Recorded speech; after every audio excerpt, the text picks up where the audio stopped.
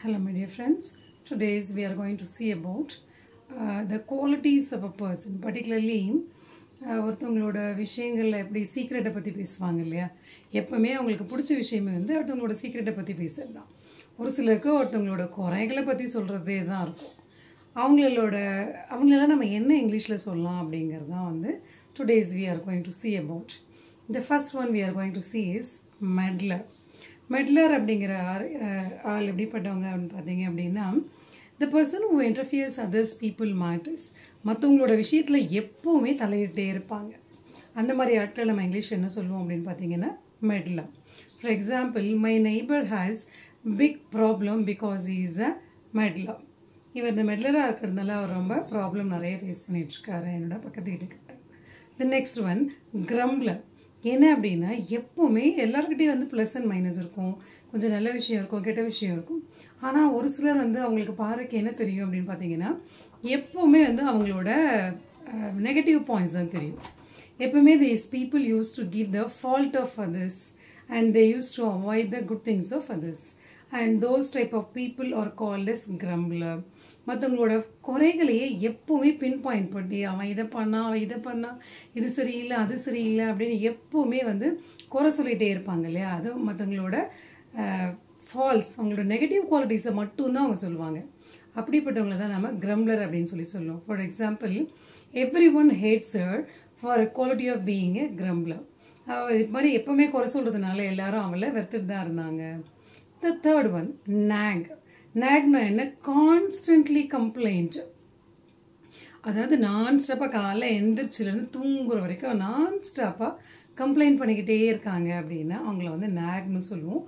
For example, the new mother-in-law keeps on nagging about her daughter-in-law because they don't have a good understanding in the beginning, that's why. Okay, the next one, tattletale. இது என்ன அப்படின்னு பார்த்தீங்க அப்படின்னா, மற்றவங்களோட சீக்ரெட்டை பற்றி complaint பண்ணுறது. The report of a person or reports of someone's secret. அவங்களுக்குன்னு இருக்க ஒரு சீக்ரெட்டை கொண்டு போயிட்டு அதை ரிப்போர்ட்டாக சொல்லுவாங்க. Maybe it's a minus or plus whatever it is. ஆனால் என்ன பண்ணுவாங்க, அவங்க அதை ஹிட்டனாக வச்சுட்டு இருக்க அந்த விஷயத்தை அதை போயிட்டு ஒரு ரிப்போர்ட்டாகவே கொடுத்து கம்ப்ளைண்ட் பண்ணுவாங்க.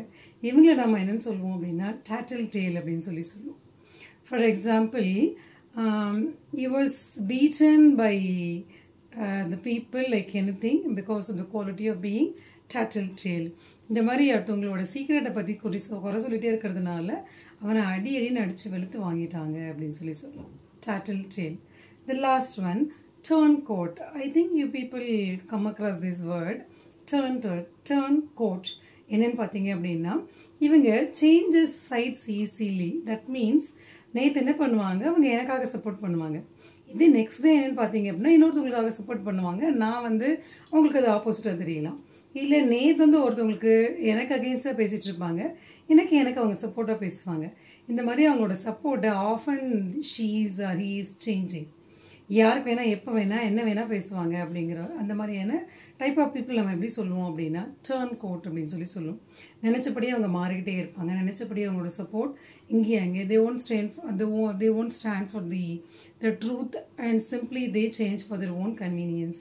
Those type of people are called as turncoat. Okay, today we have seen these words. meddler அப்படிங்கிறது மற்றவங்களோட விஷயத்தில் இன்டர்ஃபியர் ஆகிட்டே இருப்பாங்க. கிரம்லர் அப்படிங்கிறவங்க எப்போவுமே அவங்களோட மற்றவங்களோட குறைகளை தான் சொல்லிகிட்டே இருப்பாங்க. நாக் அப்படிங்கிறவங்க கம்ப்ளைண்ட்டாகவே சொல்லிகிட்டு இருப்பாங்க.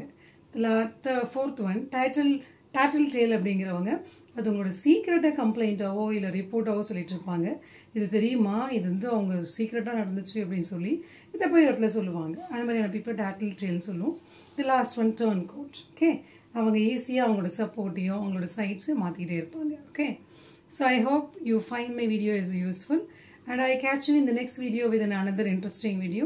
Until that, signing off, Dr. L. Komati. Thank you so much.